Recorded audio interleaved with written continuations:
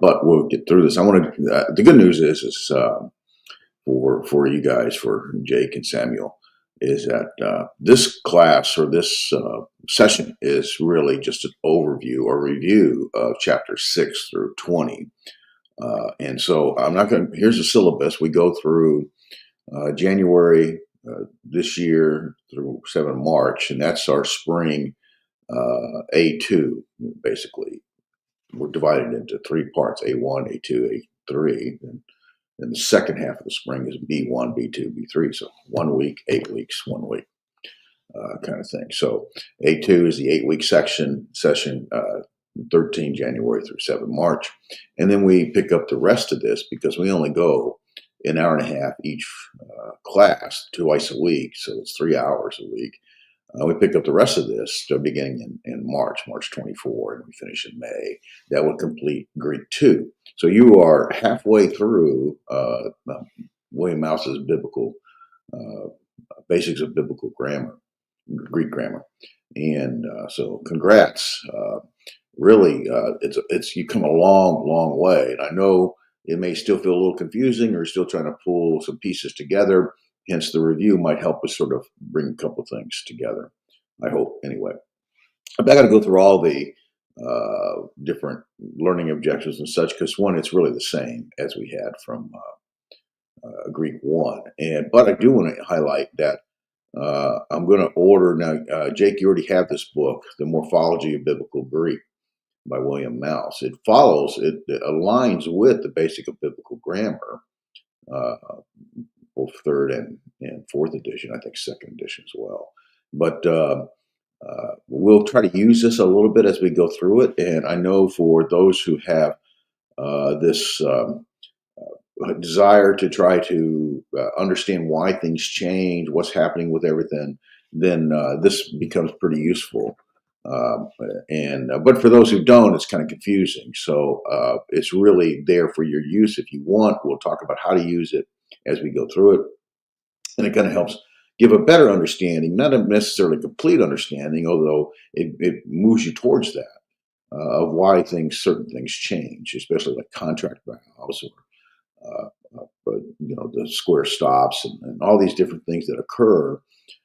They're very consistent, but sometimes it's kind of like, I don't understand why this doesn't make sense to me, why this is this form or this way.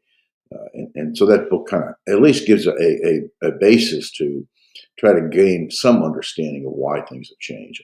So I'm going to order that for you, Samuel. I think Jake already has it, so no sense in giving you an extra one. I did want to go over the schedule before we jump into this. So as I mentioned today, we're going to look at chapters. It says 1 through 20, but it's really 6 through 20. A review. We're going to look at nouns, prepositions, articles, adjectives. We go back through all the pronouns and the verbs that we've done so far, which is the present active indicative and middle passive indicative in the present, as well as the future active middle passive verbs. And then we looked at contract roots. And so I'm trying to do that. I know that part was a little confusing. It always is. But then each week we want to do at least one chapter. I'm not positive exactly where. We have to combine a couple of chapters.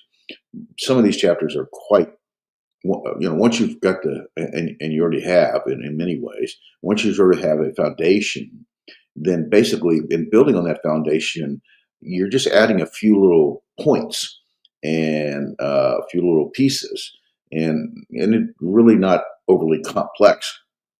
So it's easy to go quickly through a given chapter.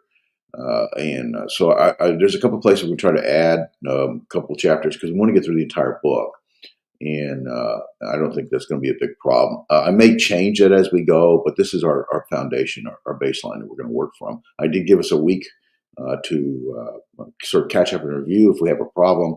But so we'll do this week a review, next week imperfect indicative from chapter 21, then chapter 22, the second aorist, active in the middle, not the passive, that will come later. Chapter 23, first aorist, active in the middle. There's a difference between a first aorist and a second aorist. The only difference really, well, we'll get to that anyway. But the primary difference is that it's going to use a slightly different form for reasons we'll get to. In chapter 24, aorist. Now we get to aorist and future passive indicative. And the reason they're combined here is because they use the same form. And so we're going to, it's easier to learn it together. And then chapter 25, we'll begin with the perfect indicative and talk about that. And then probably combine 26 and 27 because now we're moving into participles. Now, participles can feel complex, but they're really quite basic in terms of recognizing them. They're quite simple. They function, have both a verbal and a noun function to them. The participles are the same. In English, we have participles that have the ing ending, right? Studying is a participle. But they function in various ways, and that can bring out some degree of complexities, but it's not hard once you sort of understand some of the keys. One of the biggest things I've told you before, that your best friend is the article. Man, know the article, because the article will make a tremendous difference in recognizing how a participle is being used in a given syntax or sentence. So we'll go through participles, perfect, the imperative participles, adverbial participles, also perfect or aorist participle, adverbial participles. It's called perfective. We're going to get into the terms that Mouse used, which are kind of weak. We're going to kind of talk about, what perfective or imperfective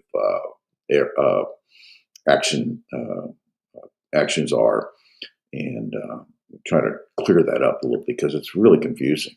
But anyway, adverbial participles and then adjectival participles. So you see, participles can have a verbal function and really sort of modify the verb, but it can also have an adjectival function and function like an adjective. And if you remember, an adjective can function in three different ways, right? A substantive, it can qualify another noun it's modifying, or it can be sort of intensifying kind of adjective. Or excuse me, not I'm thinking of something else. I'm trying to think of the word predicate, a predicate adjective. And then in chapter 30, we'll look at some more participles. The perfective. I should write perfective here, not perfect. Well, it's combinative. Participles and a genitive absolute. We'll talk about that. And then we move out of the indicative. Now, these are all the indicative moods. And now we switch in chapter 31 to the other moods, the subjunctive mood, and we'll look at all the appropriate or applicable verb tenses in the subjunctive mood. And because you've learned everything already in the various tenses, you've learned all the tenses that are applicable up to this point. When we get to the subjunctive mood, the infinitive, and the imperative moods, it's really, you're not learning anything new about the tenses. You're only learning now about the mood and how it functions. So a subjunctive mood, infinitive, an imperative mood. And then we'll talk about these, what's called me verbs, or athematic. Not athematic, athematic verbs. Athematic, the thematic verb is a verb that has a connecting vowel, okay? But when you get to these me verbs, there is no connecting vowel. And so they're often referred to as athematic, but they're also called me verbs. And then we'll get to finishing up with those me verbs, ditto me, isto me, etc., and then some odds and ends in chapters 36. And then we have time for catch-up and review. The other thing I want to embed in this, I'm not sure where, though, I would like to get through the, at least through the indicative tenses, all the verb tenses, right? So I'm thinking sometime in chapter 25 or following is try to use your Friday. We've been using now it's going to be on Thursdays. There's a reason for that. But anyway, on Thursdays, you have basically your review and homework and kind of thing. So I want to build into those Thursdays some Greek reading. And so probably want to get through all the various tenses first. So once we get past chapter 25, as we move into the other chapters, we'll probably spend some time and ask Damien and Andres to spend some time. And we might start a little bit earlier than that, but I think at least by the time we finish chapter 25, we should be doing some Greek reading on those review assignments. kind of thing. So that's the intent. And so that's the syllabus for it. What else am I going to bring up here? So there's only 2 quizzes, a midterm and a final. The midterm will be at the end of this session, not session, this class, the end of this A2, spring A2 semester. And then the final will be at the end of B2 semester, kind of thing. And it'll be very similar to what you've already had, except we just incorporate more of these chapters is all. Also, of course, we'll have the quizzes. And there is homework. I need to go back and change this. Just like before, we're going to grade the homework. I'm not going to grade the homework. We're going to grade if you've done the homework. And I do that because it's basically, to be honest, it's somewhat forcing us to emphasize the homework. Otherwise, it kind of falls by the wayside. And by letting the homework fall by the wayside, your understanding and application also falls by the wayside. So I'm going to modify this. I'll do that today, and we'll adjust this to include the homework. Okay. So I forgot about that. I'm going to do that. All right. So let me stop sharing that, and let's go ahead and go to stop sharing. Here we go. And I want to go ahead and bring up the slides. It's quite lengthy, but we're going to go rather quickly through the majority of this, because where I think you're reasonably comfortable, I'm just going to breeze through it. Where I think you might struggle, we'll try to spend a little time with it if we can. I'm not going to use this on my iPad, so I'm not going to be doing any writing or anything, and that should help us move faster too. Excuse me. As you can tell, I'm not exactly well, but we're okay. All right, chapter 6. You might remember way back, Greek nouns. We looked at the nominative and the accusative and the definitive article. So when we looked at nouns, I got to use the slide over here. So when we looked at nouns, we were looking at the various case usage. Now, nouns, of course, are functioning with cases where verbs are personal endings. So it's good to go back through this, because I know when I was learning that I would often blend or mix the idea of cases versus personal endings. Now, there's a sense where that does occur, and that's where participles happen. We drop our personal endings on verbs and add case endings to verbs, and that's really what a participle is doing. So it's good to remember this. Of course, we started with the subjunctive, and in the subjunctive, was our nominative, subjective case, and our nominative. And then, of course, we had our direct object and possessive with the genitive, direct object, accusative, possessive with the genitive, and, of course, indirect. So that's the basic division. Basically, all we're doing is we're adding to the connecting vowel. There's our connecting vowel. We're adding to the connecting vowel a case ending, right? A suffix added to the word. And the omicron is the connecting vowel here, and the sigma and the nu are, of course, you remember the case ending. Sigma will be the nominative, case ending singular, and, of course, the nu is going to be the accusative, case ending singular. Remember now, gender is either going to be masculine, feminine, or neuter. It's going to be one or the other. It's never going to be multiple. Okay, so not like our society today, but gender never changes. So grammatically, it's grammatical gender too. Understand, it's not natural gender. So we're not talking about male or female. Although certainly a male might have a grammatical gender of masculine, and a female might have a feminine gender of masculine, but that is not its structure. The grammatical gender is defining how it is, what gender it uses in grammatical usage. Harmatolos is masculine and refers to a sinner. Harmatia is feminine and refers to sin. So you can see we're talking about the same basic function or meaning, general meaning of a word.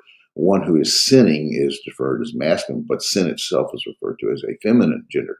It has nothing to do with a male or female in that sense. It's just a way of grammatical. And that's important because we need to understand or recognize the gender of the noun in order to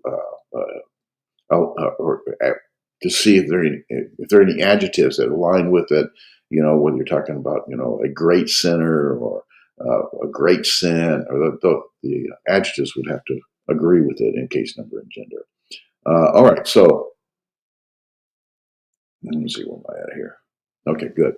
And number, of course, is basically in English we just normally add an S or an ES to it. Although we sometimes change the word, and Greek does the same thing. We might change the word from child to children instead of adding an S or an ES. Well, Greek does something similar. Okay, so in Greek though we use a different case ending, right? Sigma for singular, nominative singular, and the iota for the nominative plural. So apostolos is singular, and apostoloi is the plural, both in the nominative case.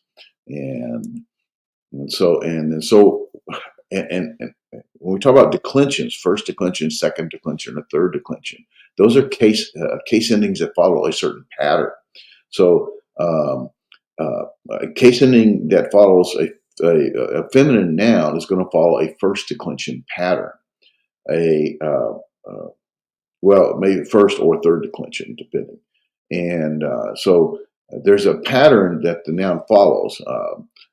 Angelea is a first declension, which means it's primarily a feminine noun, and those feminine nouns will generally end in alpha or an eta. An alpha or eta. And the nominative form will not have a connecting vowel, okay? But the other connecting vowels will basically the same connecting vowels, the omicron or the omega. No, omicron or epsilon, excuse me. And so okay, I'm going ahead of myself. Apostolos is a second declension pattern. It is primarily masculine. It also has a neuter form, and that's where we get apostolon. Right. So second declension, primarily masculine and neuter nouns, normally using omicron connecting vowel. Pneuma, third declension. Well, a noun that ends in a stem ends in a consonant is going to follow a masculine, a third declension pattern. And the word can be masculine, feminine, or neuter. Not a word will be any of those three. It's going to be either or, masculine, feminine, or neuter. Or second declension, it's only generally is only going to be masculine or neuter. There are some exceptions. There are some feminine second declension. And then first declension is generally a feminine noun kind of thing. So I think that's the only point we're trying to get across here. And so we had just a sort of to give representation of that, we have our, our root word log with the omicron connecting vowel gives us our stem, and then we add our endings. Now I've got the omicron connecting vowel with this, but the case ending would be the sigma and the nu. And so that gives us logos and logon for the nominative singular and accusative singular in the first declension masculine. In the second declension masculine. Second declension neuter, it's the same thing. We have, in this case, for the nominative and the accusative, they both have the nu case ending. And they use the omicron connecting vowel here. So we get Leon and Leon. We're going to talk more about that very quickly here in a minute. As we mentioned before, first declension feminine, the stem ends in an alpha or eta, and thus there is no, in the nominative, case ending. It just ends in the stem will end in an alpha or eta without a case ending for the nominative. So you get agape or basileia, and for the singular, or agapein or basileian for the singular accusative. And then when you move to the plural, again, you're following now the same second declension masculine case endings for the plural, lagoi and lagus, lagoi for the nominative plural, lagus, the connecting vowels, the omicron, the upsilon sigma is going to be the case ending. Here, lagoi, the omicron is the connecting vowel, and the iota is the plural nominative plural case ending. I think I said this right. Accusative plural here for the upsilon sigma case ending. And so in the second declension neuter, youngaleon, youngalea, it is the alpha for the plural form, the alpha plural form for the nominative plural and the accusative, and our first declension for the feminine. Yeah, that's right. It has an omicron connecting vowel, but it has the alpha for the plural, and there's a change that occurs there, and I forget exactly why. Anyway, and the first declension feminine, you got the agapai, the basileai, agapos, and the basileos. That is, we're adding the iota and the sigma, the iota for the nominative plural, and the sigma for the accusative plural. So I don't think you have any problems with any of that. So we'll just kind of rush through some of this. So here's our case endings with the connecting vowel, the omicron sigma, alpha, eta, omicron nu, etc., etc. So you kind of remember those things. And you get like lagos, lagon, lagoi, lagus for the second declension masculine, nominative accusative. First declension feminine, agape or basileia, agapein or basileion, agapai versus basileia, agapos versus basileos, and the second declension neuter. And this is the normal form that you see it 2, 1, 2. And younger Leon, there's a rule. Remember that it's going to be the same here. It's going to be the same here. Younger Leah, for the nominative singular and nominative plural, both nominative and accusative forms. Definite article, your best friend, memorized, known by heart, make it real comfortable. Ha, hey, ta. Notice the rough breathings, just don't forget that. That is important. Ton, tain, ta. And then hoi, hi, ta. Generally, you find these case endings for the article or follow, not in every case, but follow the case endings for the nouns. And it does help and make it easier. Your plural, hoi, hi, ta, tus, tas, ta. There's our accusative case ending, the upsilon sigma. The iota is the plural for the nominative case ending, but not for the article and for the nouns. The noon for the nouns and the article case ending. And there's ha that does not align or follow the noun, obviously. I guess the feminine might with the eta. And ta, the neuter form doesn't follow as well. Well, the singular doesn't, nominative accusative. The plural may, ta. So article, very important. Memorize that, and I'm pretty sure you know that. And so in the nominative cases, the subject, is the subject of the sentence, the direct object, the accusative is direct object of the verb, hata as, tan kasman,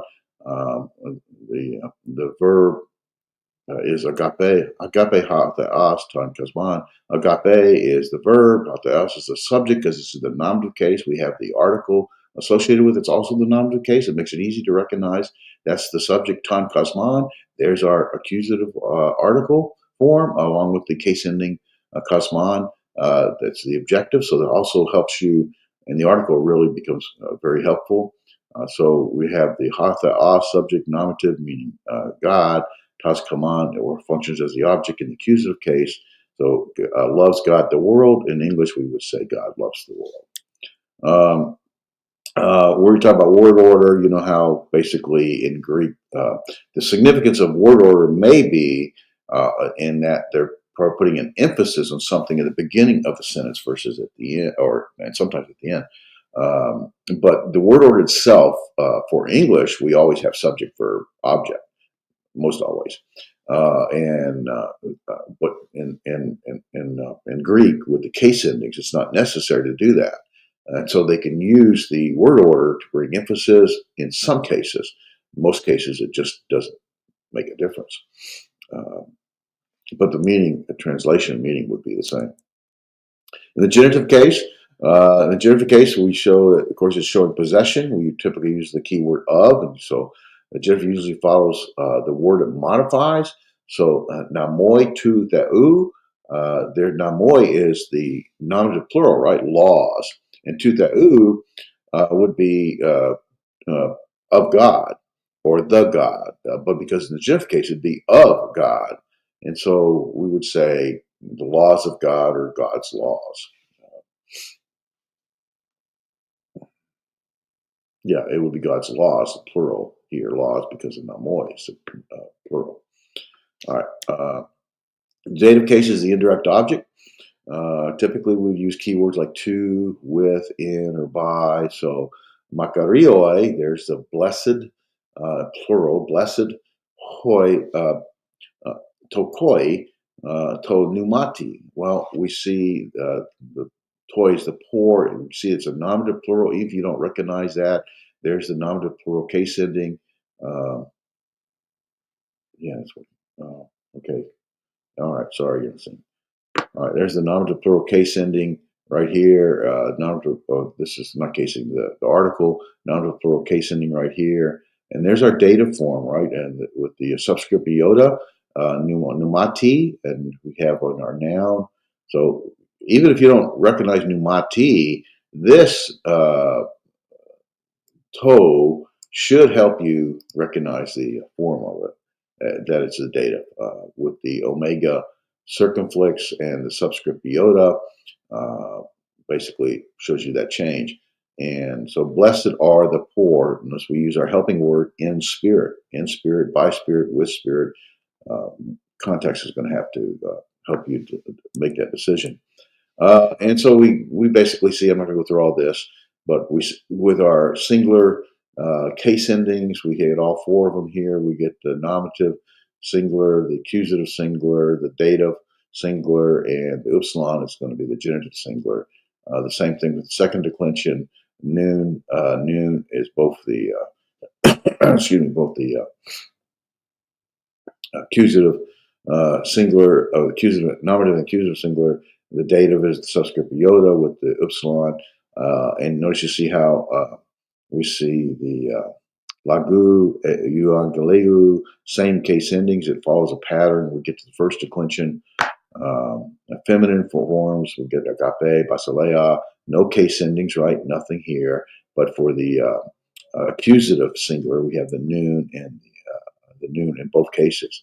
The subscript form for the eta or the alpha is going to be the dative, and we'll get the sigma ending for the genitive singular, right, for the case ending. And I'm pointing over here. Here we go. So our plural, same kind of thing, and you can just see the big picture there. You're already familiar with that. All right, so noun rules. Noun rule number 4. I don't know why I don't have 1, 2, 3. And we'll just go with what we got. In the dative singular, the iota subscripts, if possible. That's why we get the lagoi, agape, hora, and ergo. So that would be in the word, with the word, by the word, in the writings of the scripture, by the writings, with the scripture, in the hour, with the hour, by the hour. Ergo, the word works in, with, by, those kind of things. And the vowels often change their length. Rule number 5, it's called an ablaut. Basically, lagoi plus the iota. That's where we get the lengthening of the omicron and the subscript of the iota, and we get the omega lengthened and the subscript iota, and we see the circumflex there. That indicates, helps you to recognize that change. Although normally it's very easy to recognize the iota subscript as a dative singular kind of form. Noun rule number 6, in the genitive and dative, the masculine and neuter will always be identical. All right, so let's see if I can fix this here. Not like that. Okay. Save before I forget.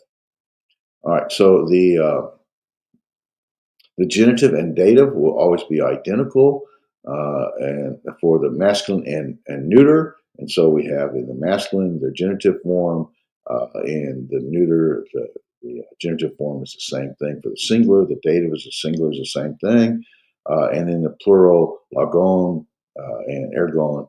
Remember, this is a masculine word. This is a neuter word, and lagois, ergois. So the same. Genitive masculine is the same ending, case ending as a neuter masculine, or neuter case ending. For the there's the dative, there's the genitive. All right, genitive plural. you doing? Okay, genitive plural, and dative plural, right? Dative singular, nominative singular. Keep it straightforward and simple. Get off of this. There we go.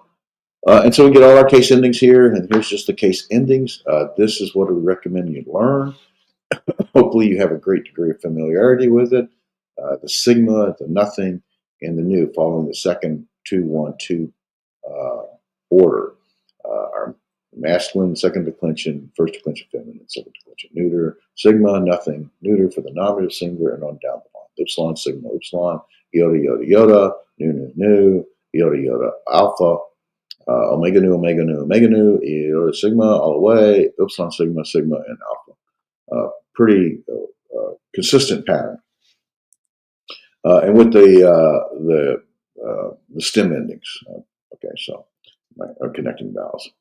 All right, and the clension. Here's the big picture for the clension. The ha, he, ton, tu, taste, tu, to, te, ton, hoi, he, ta, ton, tois, tais, tois, tus, tas, ta. You see the same rule follows here. The tois and the tois is going to follow. They use the same case endings for the dative second declension masculine and second declension neuter. Same rules, okay? Gonna apply ton, to, just as in the nouns here. All right, and we'll talk about translation. Basically, just look for the subject and the direct object, and then of course the verb. Hatheos definitely is our nominative, so it will function in the subject. Okay, it's masculine nominative singular. So say will give, that's the verb, and sukas is the direct object in souls, and you can see it's ending from a sigma. Definite articles do not always need to be translated if the word is a proper noun. So hatheos doesn't always mean the God, just God sometimes, or an abstract concept such as the love or the truth wouldn't necessarily need to translate in English the article, direct article. Some definitive articles, excuse me. Some words cannot stand first in the sentence. They're called a postpositive. De is one of those. So it would be maybe the second word in the Greek sentence, but we'll translate it in English as the first word. But God, whatever the case may be. Noun rule number 1. Okay, here's the other noun rules. Stem endings in alpha, eta are in the first declension. Stem endings in omicron, second declension. So they're going to follow a second declension pattern. Stem is in consonant are going to follow a third declension pattern. Now, rule number 2, every neuter word has the same form in the nominative and the accusative. Right? We saw that. And on rule number 3, almost all neuter words have an alpha in the nominative and accusative plural. And we'll go to prepositions. And a lot of prepositions, you see, in is probably the most extensive use in prepositions, which means it's going to have a lot of variability in its translation, its meanings. The more usage, generally, you're going to have more flexibility and variability in its translations. Ace, ek, epi, and you see that in is a dative, typically used as object when we would translate the preposition normally in, while, and so forth. So you have that slide. And here's another graphical picture. When you think about a preposition is typically referring to, or often to, motion, such as ace.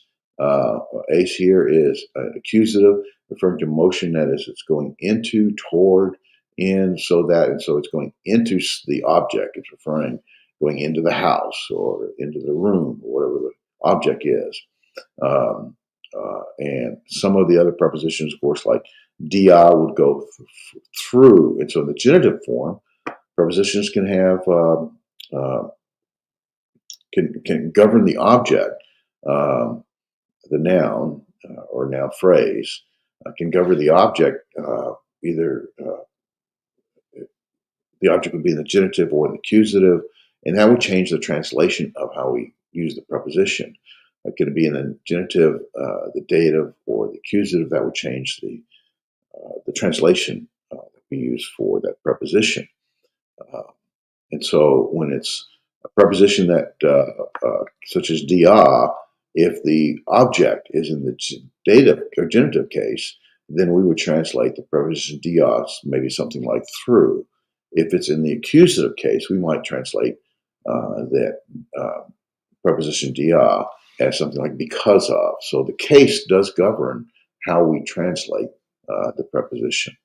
And so this gives you sort of a graphical picture. The verb does play a role in here. There's a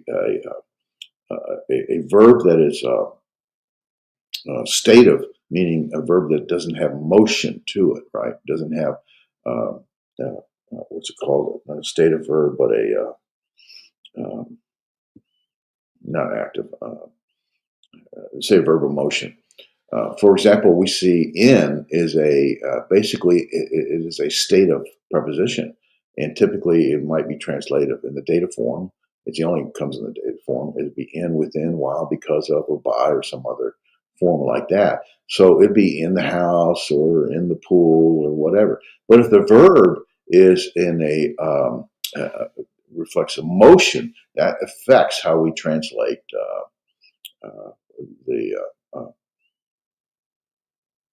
the state of emotion function of the preposition. Okay, I'm getting too complex here. I get it. Okay, just understand the verb has a relationship in terms of how the prepositional phrase is going to be function or translated. If the verb is going to basically a prepositional phrase of motion, such as ace. Okay, why does ace sometimes translate in, right? In versus into. Into is motion, forward motion, right? Or towards motion. But in is stative. It's like here, in. Why is that? Well, because sometimes it's associated with a verb of motion, a verb, a stative verb. And so this prepositional phrase that has a motion to it will be overridden by the verb that's stative, and we might say is in or was in. That's a stative verb, is, was, will be. A stative verb, no motion to the verb. It overrides the motion function of the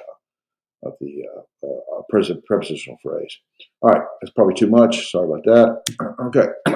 Prepositions, they show a relationship between words. You got the object and the prepositional phrase, ektes basileas, the noun, and the I'm trying to remember what FGS is. I'm going blank here. Well, I don't remember now. Okay. I should know. I just went blank. Ek is the preposition, and the noun, not first person, genitive singular. What's the F? Not person. Case, number, and gender, right? Case, number, there's case, number, and feminine. Okay, yeah, thank you.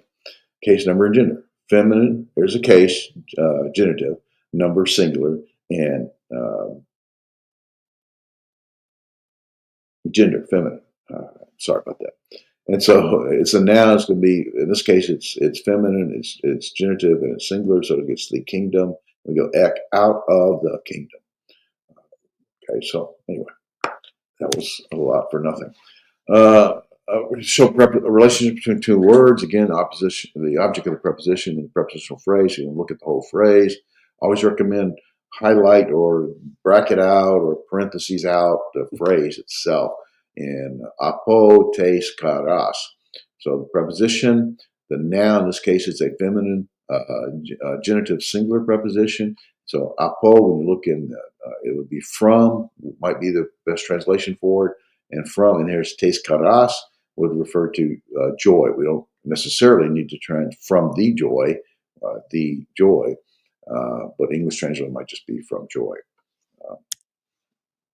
Okay, and so we can go through more of those. Let's look at adjectives. Adjectives have three functions. They agree with the word they modify, like the article does, right?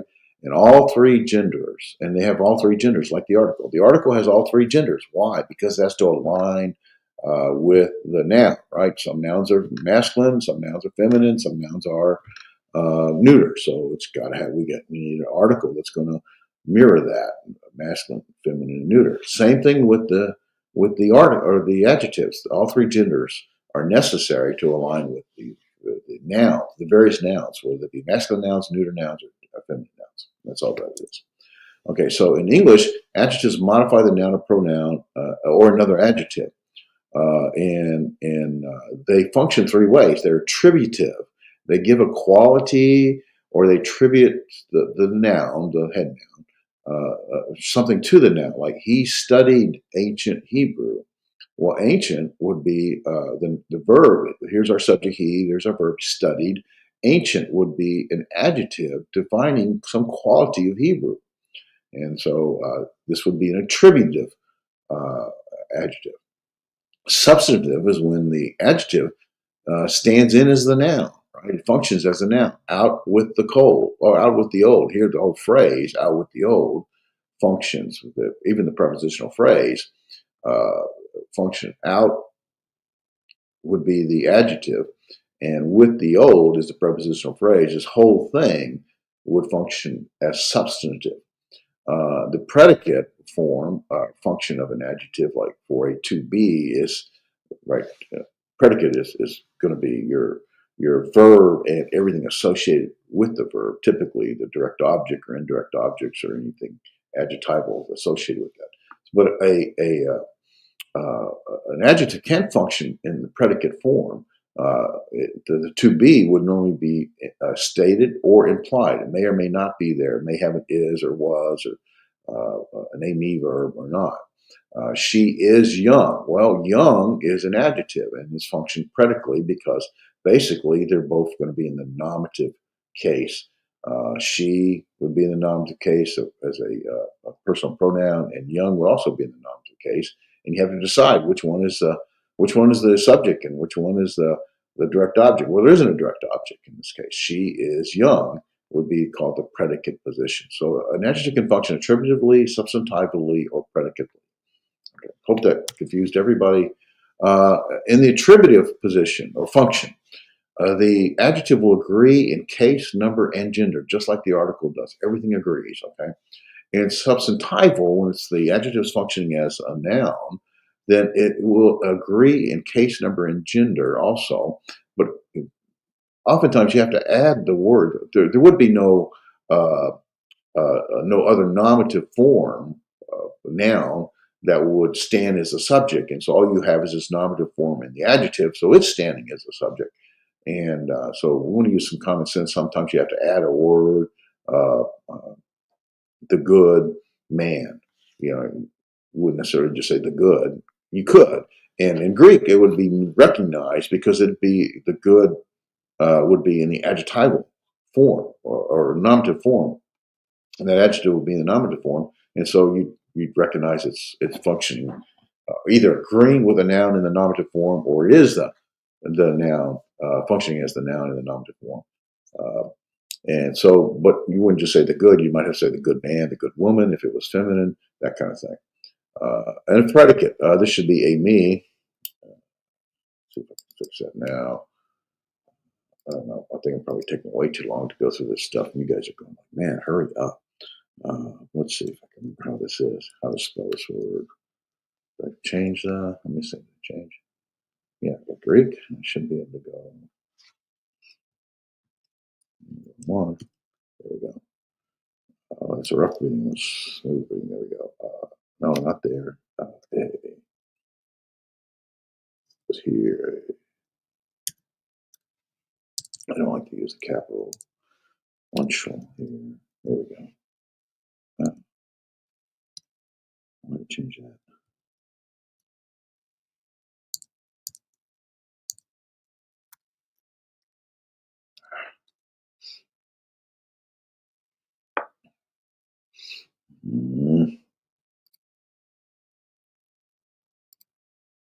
Okay. There we go. That's what. Okay. It's not the same. Let's see. That's 48.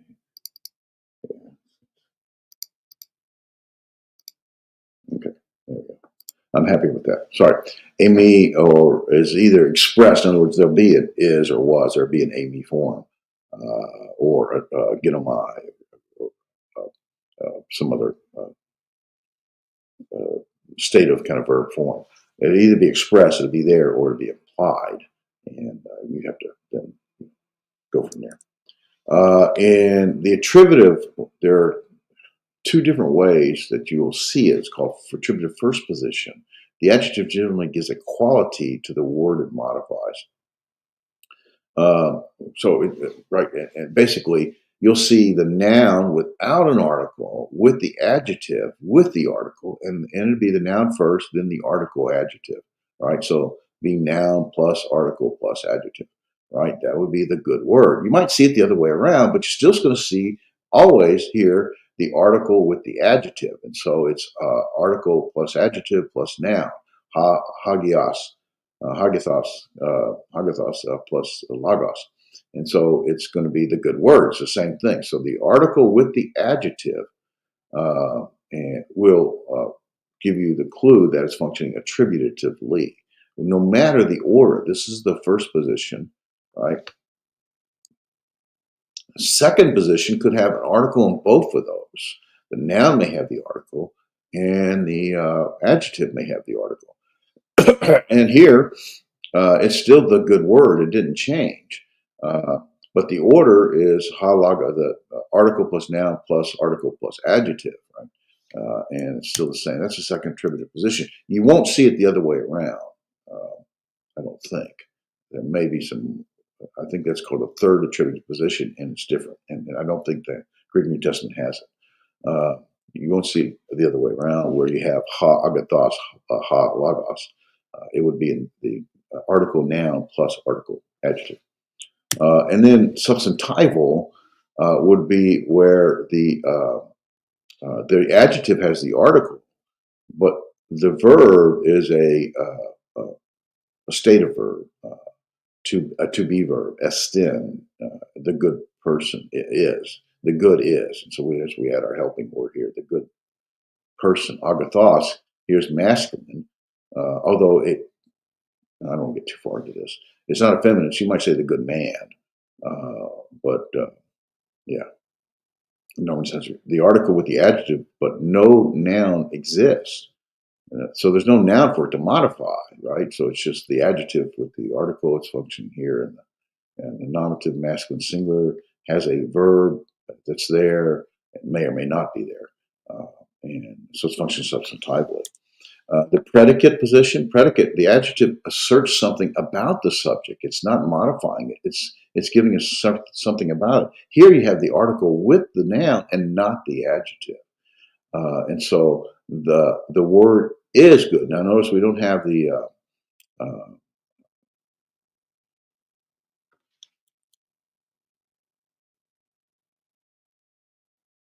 okay, yeah, we don't. I was trying to make sure here we got the verb here.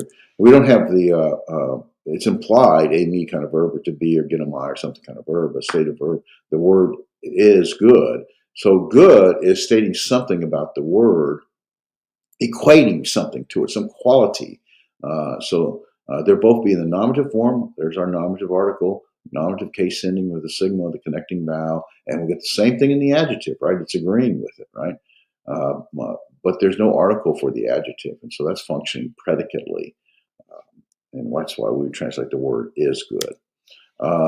When the article anarthros means that there is no article, there's no article on the adjective and no article on the noun, then you're somewhat in a quandary here. If there's no article for either one, it can function adjectively, the word, a good word, or predicately, right? The word is good. Either way. And the only way to know that is context. And so if there's no article, you got to use the context to determine how it's functioning, either trivially or predicately. And so adjectives, here's the declensions, nothing new, second, first, second, and also the third. It follows the same pattern that we've already learned. Just make sure you know the patterns, okay? Adjective with the paradigm, with the words, so like second declension, first declension, third declension, Follow that. And in the article, if the article is present, it's referred to as articular. In other words, there's an article, so it's articulating. It's articulating. And there for a adjective, if the article is present, it can function attributively or substantively. Generally, it's articular, and there's no noun. Though. That's the key. So the adjective will have a article. It's articular, but there's no noun with it. And so that would give you your first clue, your biggest clue, that the adjectives function substantively. Or it can function predicately, where the article's with the noun, but not the adjective. So the noun is articular, but the adjectives are narthrus, which means there is no noun. Right? A lot of big words. Here's a nice flow chart.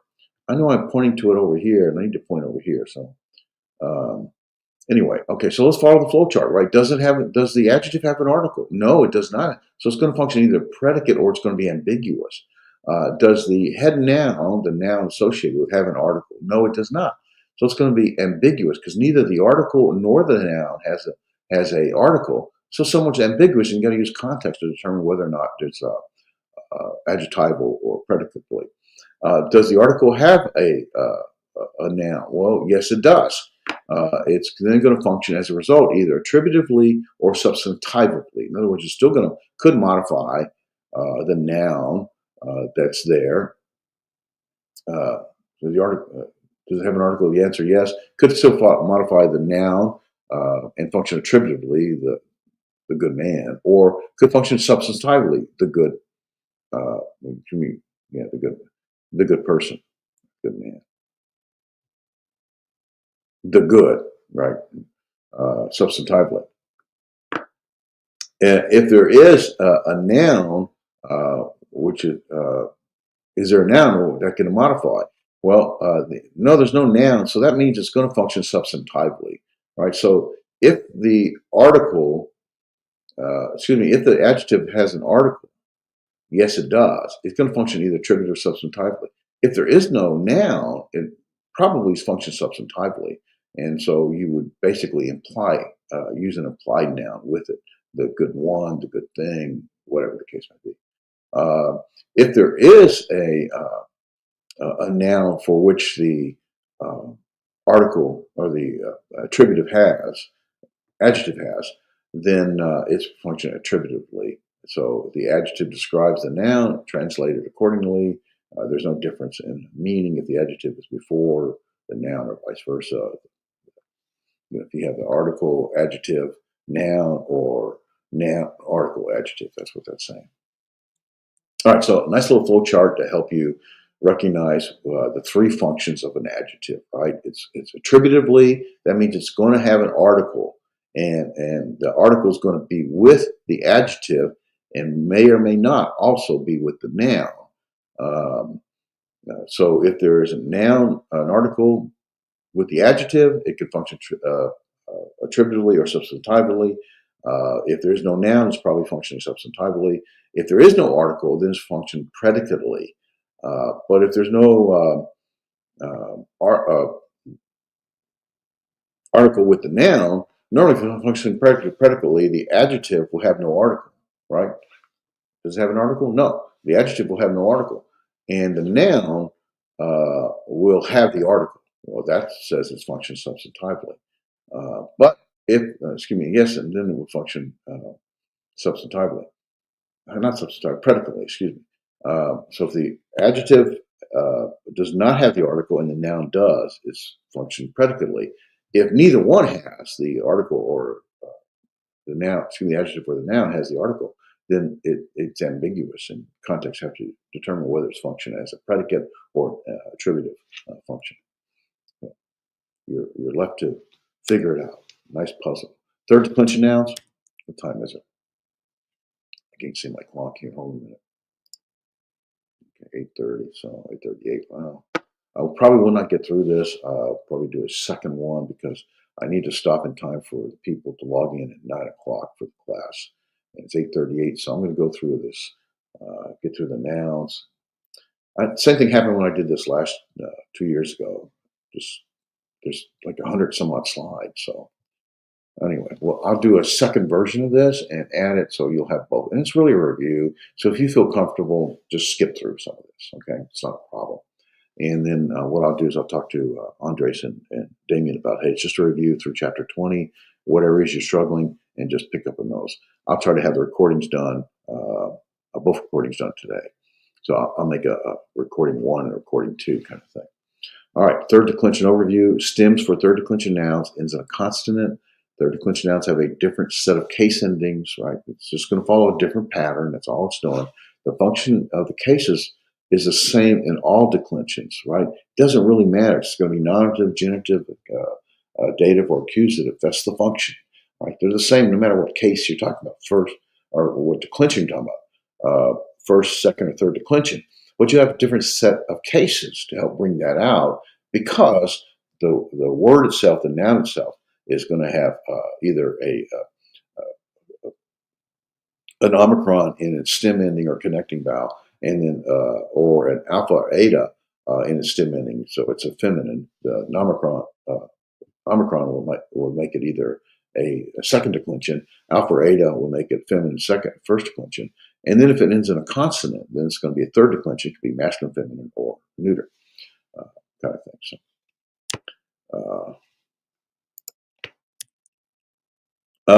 I'm going to go through all this for time's sake, but same thing, you could follow this pattern here that ultimately there's no karit for a masculine, feminine. A nominative singular has a sigma for the masculine and no ending for the feminine. Well, that's nothing new. You already kind of know that, right? In the accusative, it has the alpha for masculine and noon for the feminine. Or is that? I think that's reversed. Yeah, I believe that is reversed. The iota for the singular dative, but notice it doesn't subscript because there's nothing to subscript. It's only going to subscript with a eta, alpha, eta, or omega, and then of course omicron sigma for the genitive form, and the neutered, same thing. We're just basically there is no case ending for the nominative, and there's some rules that when you with the tau, and we'll probably go through that in a few slides coming up. So the iota for the singular dative and the genitive, the omicron sigma. So, and then we have the plural forms with the epsilon sigma, the alpha sigma, the sigma iota. Sometimes they were removable nu, omega nu for the plural genitive, and omega nu for the plural genitive, no matter whether you're talking third declension masculine, feminine, or neuter. It's very consistent. The sigma iota also for the dative, removable nu, and the alpha alpha, as we saw in the rule. And I don't believe there's any dative plurals. That's why for that particular word. And there's the big picture. Sigma iota nu, sigma no ending, no case ending. Upsilon sigma, upsilon, omicron sigma, iota, iota, iota, iota, iota, nu, alpha nu, nothing. Iota, iota, iota, iota, iota, alpha, epsilon sigma, alpha, omega nu, omega nu, omega nu, omega nu. So you see the consistency, epsilon sigma, epsilon sigma, epsilon sigma. And you still have epsilon sigma, which is reverse. Sigma iota with a movable nu, sigma iota with a movable nu. Upsilon sigma, sigma, alpha, epsilon sigma, alpha. Okay. I realize it's pretty fast, but you've already had it. With the case endings, with the stem endings. And notice the articles didn't change. They're the same. They're your best friend. Know them by heart. Okay, so all right, the noun stem is best found in the genitive form. That was the thing we've mentioned. So you have sarx. And because this is a third declension, they find the noun stem, the kappa, in the genitive form. You find its base form. It's in the lexical form is going to be sarx, but the root form is going to be sark, and so the genitive is sarkos. Right? So that's so basically you define the stem, the original stem in genitive form. It's all the same. And whatever happens in the nominative singular will also happen in the dative plural, like sarx, sarxi. So whatever occurred for this XZ is going to the same thing that occurred in the dative plural. And the noon will drop out when followed by a sigma, right? So the noon, 10 plus the sigma equals tis. That's why, but when you see the genitive form, it would be tenos. And so it's because it's not, the noon is not followed by sigma. Also, the tau will drop out when it's followed by sigma or it's the end of a word. And so if it were the end of the word, the tau so would drop out, and the nominative form would be anima. But in the data form, it's data plural, amanat. The tau drops and becomes amanasi. So here's all the different four hints together so you could see them and go back through those. Square stops. What time is it? Let's see. I'm going to quit here in a couple minutes. A square stop is a constant formed by slowing or stopping the airflow, right? So you have closing of the lips. That's a labial, where you're basically making letters, b, b, f, f, where you're closing the lips and you're forcing air out. The velar, where the tongue's against the roof of your mouth or the palate of your mouth. And the dental, where the tongue's at the back of your teeth. And so you get these. Okay. So the labials like the p, p, b, b, f, f. And when it comes square stops with a sigma, well, they would change that to a psi. And then the velars, the kappa, the gamma, the chi would change to a xi when it comes to a sigma, when a sigma is added to it. And the deltas, the tau, the delta, the theta, when added a sigma, they all change to a sigma.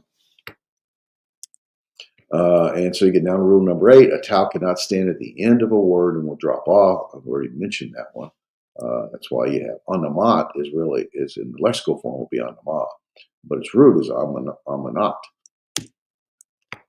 Anamat. Yeah, that's right. I said it right. Okay. And then here you get all the different categories or forms: 2-1-2 patterns, 3-1-3 patterns, second declension, first declension, second declension. Second declension masculine, first declension feminine, second declension masculine, first declension feminine, second declension neuter, 3-1-3 pattern. Third declension could be masculine, feminine, first declension, 3-1-3 would be masculine, feminine, and neuter form. So you get pas, pas, ha, pon. 2-2 would be second declension all the way across, and 3-3 would be third declension forms all the way across. So, and so here's like a 3-1-3 pattern to follow that matrix: pas, pasa, pon, pontos, ponces, pontos, ponti, ponce. You see the data form, and here is no subscript, but here there is a subscript because that tau dropped out. And ponti, again, no subscript at the iota, the accusative, ponta, pasan, pon, and plural forms: pontas, pasai, ponta, ponton, ponson, ponton. Very, very consistent. Pasi, pasin, pasais, or pasin, pasi or pasin, pontas, pasas, ponta. And so basically you're just kind of keep building that case endings and any changes that occur because of adding maybe a sigma or something, or the tau dropping off, the nu dropping out. Okay, so we're going to pick up with chapter 11, first and second person pronouns, in the second one. And I'm about more than halfway, I think. I think I have. Oh, by the way, I meant to mention, well, not quite halfway, 142 slides. So we'll pick up the rest of it. Sorry about that. It'll be there for your review. Skip through the stuff you're comfortable with. Don't worry about it, okay? I did want to mention that the LMS is updated, and for Biblical Greek BL104, Elementary Biblical Greek 2. So it's got all 16 weeks of outline. The syllabus is there. All the quizzes are there. All the PowerPoints are there. Although I may make some changes, and where there's combinations, I may make some changes later on. So just want you to know that. And we'll do some more here, and you'll have it for your reference. I'll get you the link sent to this here shortly. Enjoy. Let's see, what's today? Wednesday. So 9 o'clock is going to be Gary Dr. Gary Hampton's class on 1st, 2nd Corinthians. So if you're in that, actually neither one of you are in that, but I have to log out so they can log in. All right. Thanks, guys. Appreciate it. Bye.